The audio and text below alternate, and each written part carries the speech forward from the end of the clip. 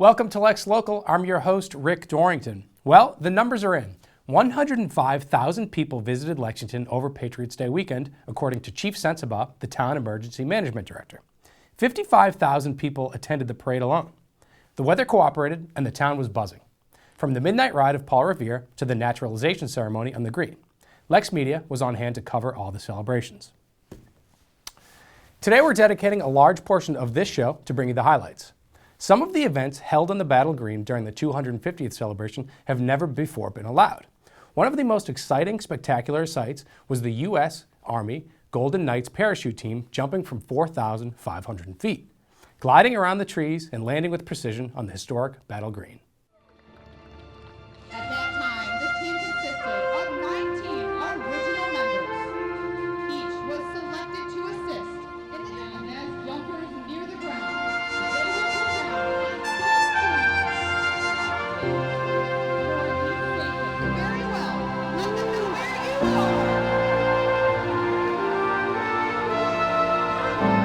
Watch as this jumper makes minor corrections to obtain a beautiful target area landing.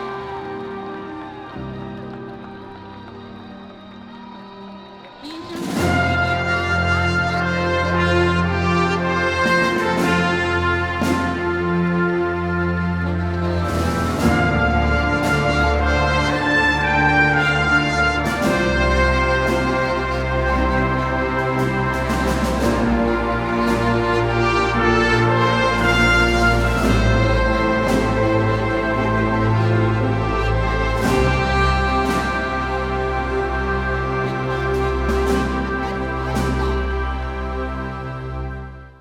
Another historic moment was the last event of the 250th celebration. 50 new citizens of the United States of America were sworn in during a naturalization ceremony on the Battle Green. Congratulations. Becoming a United States citizen is truly a great step. This is a day you will remember for the rest of your lives.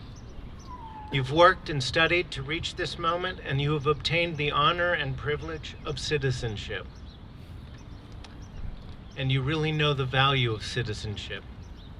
Americans who were born here may sometimes take it for granted.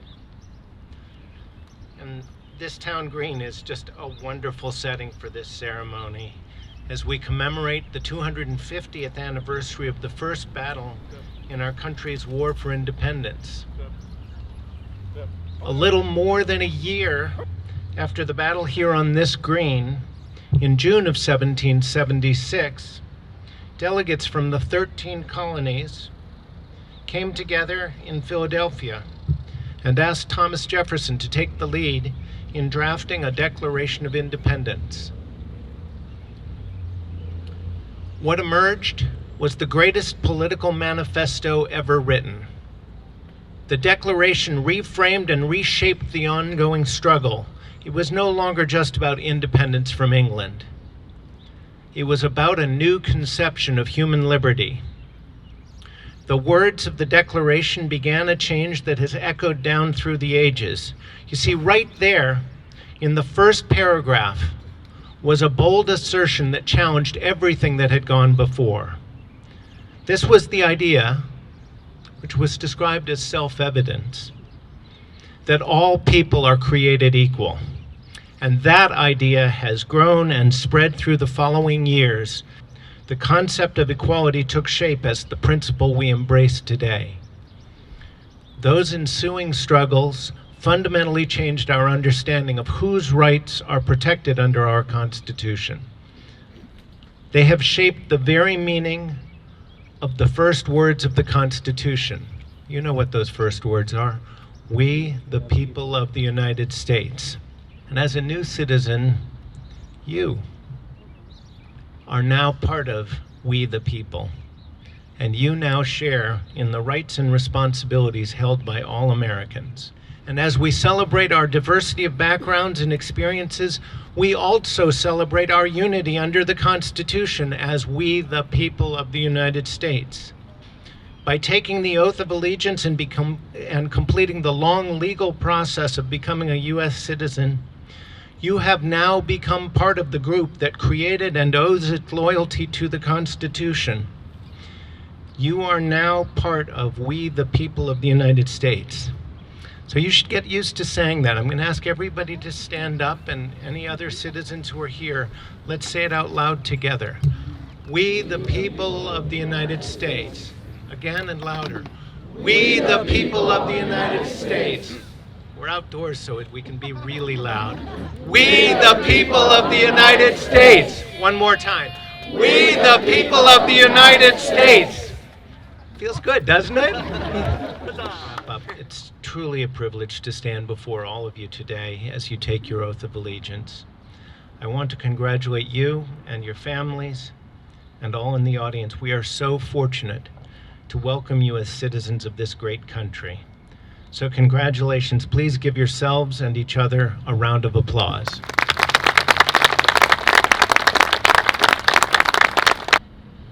Oh, beautiful for spacious skies, for amber waves of grain, for purple mountains, majesty above the fruited plain. America,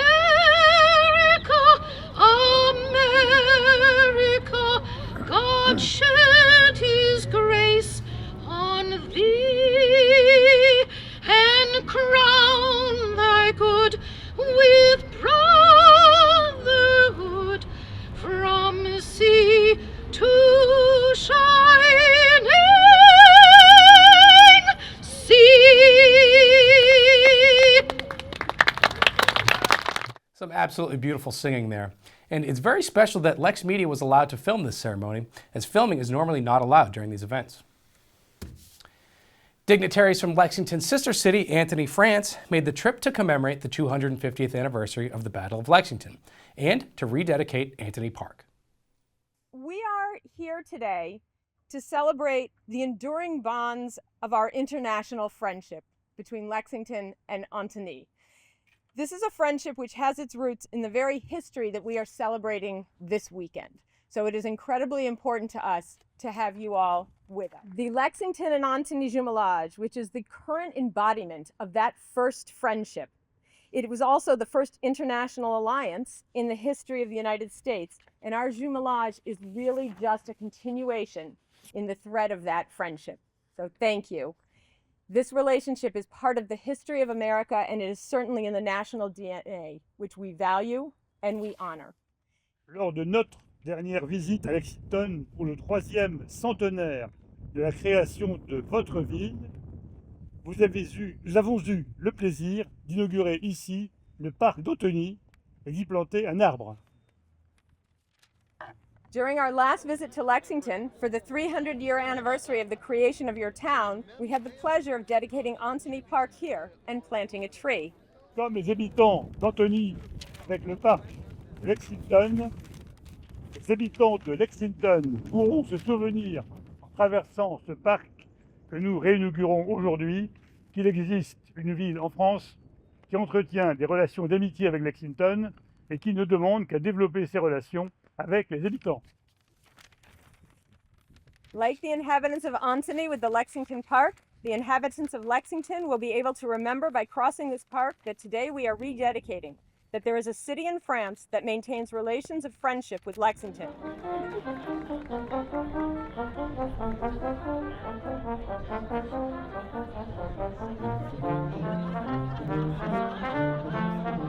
There's more ahead, including a visit from the Boston Pops. Stay with us.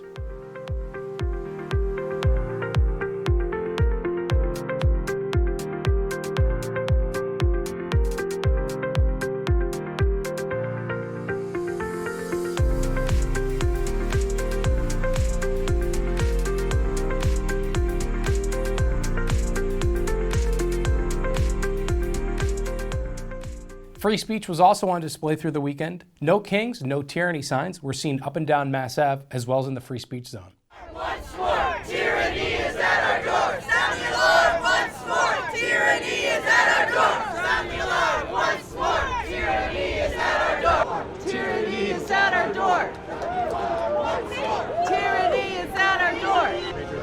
I came to support all of my fellow activists over here that are against tyranny, against kings, against the bullshit that's happening within the U.S., everything that Trump is putting through to us that's really bringing us down, whether it be financially, emotionally, you know. It's the physical abuse that we're seeing through ICE deporting all of the immigrants happening, all of that, that's what brings me here. Tyranny is at our door! Sound the alarm once more! Tyranny is at our door! Attack! Stand up, fight back! When Boston is under attack! Stand up, fight back! When Boston is under attack! Stand up, fight back! Stand up, fight back! You know, today we are here in honor of those who lost their lives on this precious ground. We're here to stand for democracy. We're here to stand for everything that the Patriots fought for. We're standing against tyranny. We're standing against kings. We're standing against the demolition of our democracy put forward by this administration, and we're going to stay at it. No kings, no crown. Trump out now. No kings, no crown. Trump out now. Particular issue that I'm focusing on today is what I'm calling our American Rubicon. For those who don't know, at home, the Rubicon is a river in Rome that Julius Caesar was forbade to bring his army across. And when he did, that is the moment that most scholars realize as the day that he dissolved the Republic and pushed Rome into dictatorship. So, as I'm saying now, April 25th of this year is the date that the Supreme Court gave Trump to return Kilmer Garcia back to the United States from being sent away to El Salvador illegally. All the protests through the weekend were peaceful and respectful and went without incident. Well, no party is complete without music, and in this case, it was the Boston Pops. They were on hand for the patriotic picnic in the park and for the arrival of a very special guest.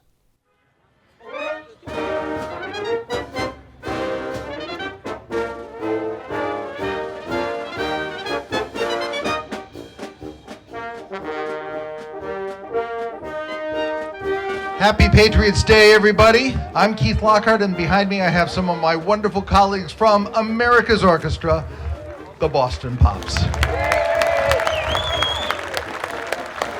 250 years ago, there were a few brave souls who thought that and chose risk and the possibility of greater gain for all over comfort.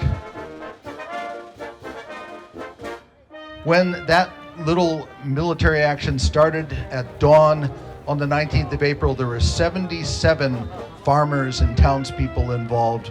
By the time the British tried to make it back to Boston, there were 4,000 involved. Talk about a popular movement.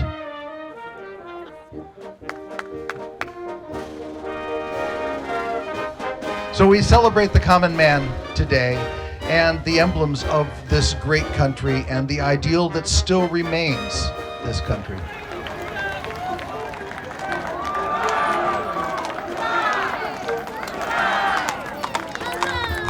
My name's Revere, Paul Revere. Who you good? The regulars are out, hundreds of them. We were dispatched, not by Dr. Warren this morning, but by Mayor Wu of the City of Boston, carrying this scroll to present to you. I'd like to thank everybody for coming out today. We really, really appreciate it. You know, patriotism is a key factor for us, the National Lancers. National Lancers is the military cavalry unit for the Commonwealth of Massachusetts. These are our horse holders and, of course, our troopers in their mounted uniform. We've been serving in the Commonwealth since 1836. Actually, I got to tell you, I'm third generation doing the Harvey ride. And that little guy there with the red shirt is my son. We're hoping him to be the fourth generation. Today for the ride, we started in the north end of Boston at 10 o'clock. Then we rode to Charlestown, then on to Somerville, Medford. We stopped in Menominee, which is, of course, is Arlington, and then on to Lexington. And I have to say, we had wonderful crowds receiving us at all the towns. Thank you, Lexington. See you next year for the big ride.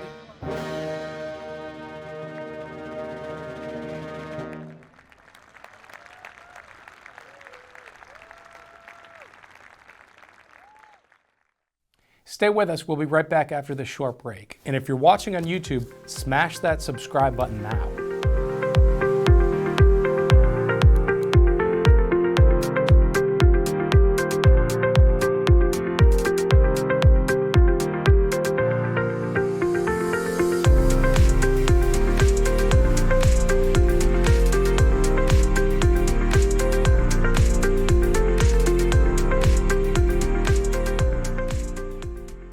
There was another special guest in town this week. It was a sold-out crowd for retired Supreme Court Justice Stephen Breyer at the Kerry Lecture Series. He discussed whether he is optimistic or not about the future of democracy. Here's his answer. The country has been through slavery, a civil war, segregation, Reconstruction, all kinds of things. And what Lincoln said, I see Joanna, I'll tell them that in a second. What Washington said, what others have said, Lincoln said it in the second sentence of the Gettysburg Address. And Joanna said that our grandchildren will get $20 if they memorize the Gettysburg Address. And most of them did. 77 years ago, our fathers brought forth upon this continent a new nation, conceived in liberty and dedicated to the proposition that all men are created equal. We are now engaged in a great war to see whether this nation or any nation so conceived and so dedicated can long endure. In other words, he thinks just what George Washington wrote to one of his friends, this is an experiment. We are an experiment, this document. We can't be sure it will work, but that's exactly what I say. Some of the high school students that I'll talk to, they'll look at me and say, well, what should we do about it? I say, my friends, this is yours now. This is yours. And you have to be the ones who will decide whether this experiment works or doesn't. Is that important? Yes. Could hardly be more important. And so if you're worried, find people who don't agree with you. That's what Kennedy would have said. Find some who don't agree with you and talk to them. Oh, wait, don't talk too much, he would say. Listen. And if you listen long enough, they'll say something you actually do agree with. And when they say that, you say, good. That's a very good point that you made. Let's see if we can work with that. And not always, but sometimes you're able to get somewhere. And Kennedy would say, if you get 30%, take it. Don't hold out for 100%, so all your normal followers say what a genius you are when you got nothing. And that's the way he would do it. And I saw him many, many times. The reporter says, Senator Kennedy, you did so well on that bill. And he would say, don't thank me. Thank Orrin Hatch, the Republican. Okay? I heard him say that quite a lot. And so what he's doing with his staff, of which I was one and I loved it, I really loved it, he's saying to the staff, don't go around looking for credit, what a genius you are. There'll be plenty of credit if it's good, and who wants the credit if it's bad? You try and get the thing through or stop what you're trying to stop, and you do that by listening and talking to people. And that's what I tell the high school students. And what makes me a little optimistic when I tell them that, not those words, not the words I just said, but all of a sudden, they are no longer at the window. All of a sudden, they're back in their seats. And maybe I'm making it up, but when I look in their eyes, I see interest. I see they're interested in that. I see that they're interested in finding out something maybe they can do, or maybe they can think of some other things too. And as long as those high school students or even the 7th grader have that look in their eye, I become somewhat optimistic. Well, you answered my question about optimism. Absolutely awesome talk from Justice Breyer there. And when you're done with this show, go watch that whole program on YouTube. The protest signs were out again for May Day as residents gathered near the Minuteman statue to show their support for workers and opposition to the Trump administration.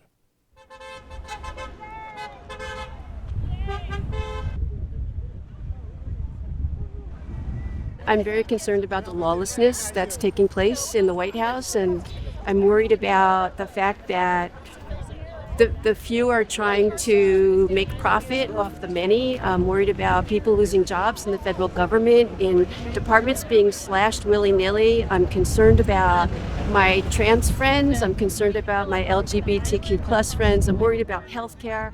I'm worried about the funding that's been cut for a lot of scientific and medical research. That stuff is not going to come back easily. Hundreds of millions of dollars into it. I'm here, as are many people, because we're concerned about what's happening to our democracy.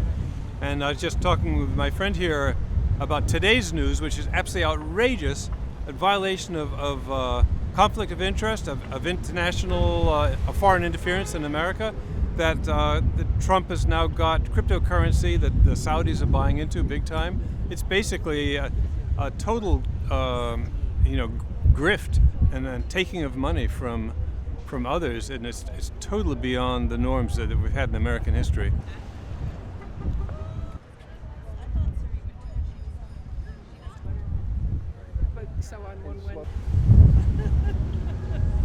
Hi guys, thank you.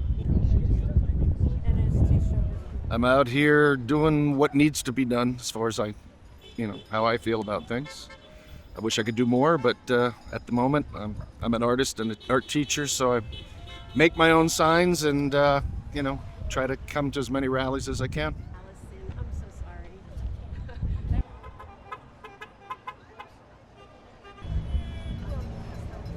It's kind of reusable, 46, 47. We use it for 48, Great, I love it.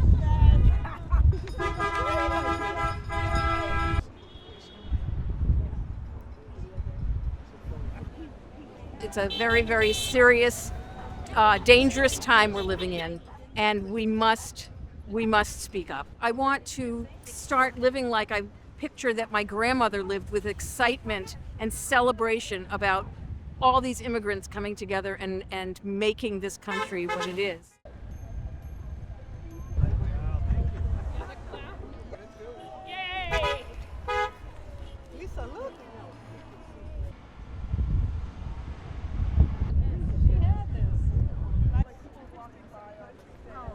I live in Lexington, and today is May Day. I come from a long line of workers. My family toiled in sweatshops and sewing factories and on the assembly line and long haul driving, so I could stand on their shoulders and do better. And I have done them proud, I hope. And we're losing that ability in this country right now, and worker proud. Very mixed about my feelings of hope for the future. I do think in the end good always wins, although the climb seems extraordinarily steep and dangerous.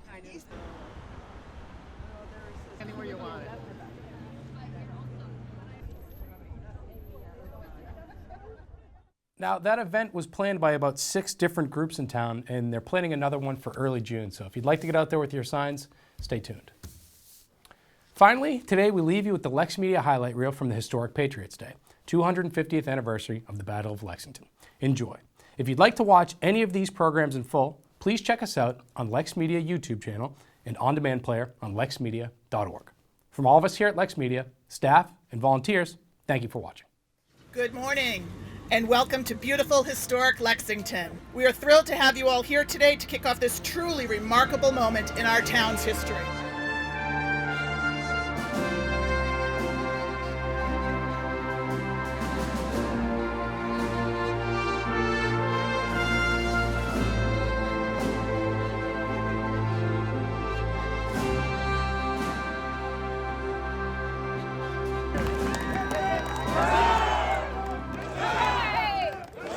Fire!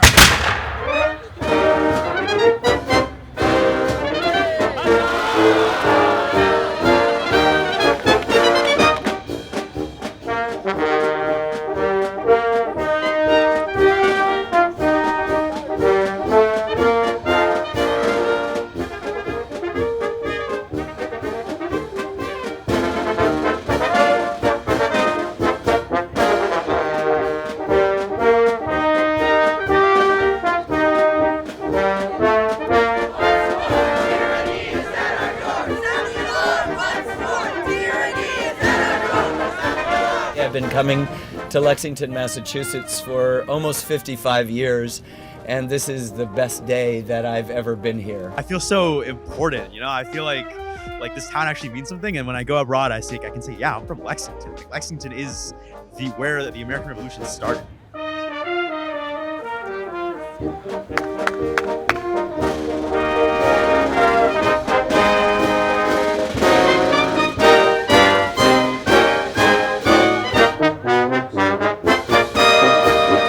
The revolution which we launched here changed the world. We recognize that the United States could not have become what it is if we had been acting alone. We needed friends and we needed allies, and the French were the first to offer that friendship.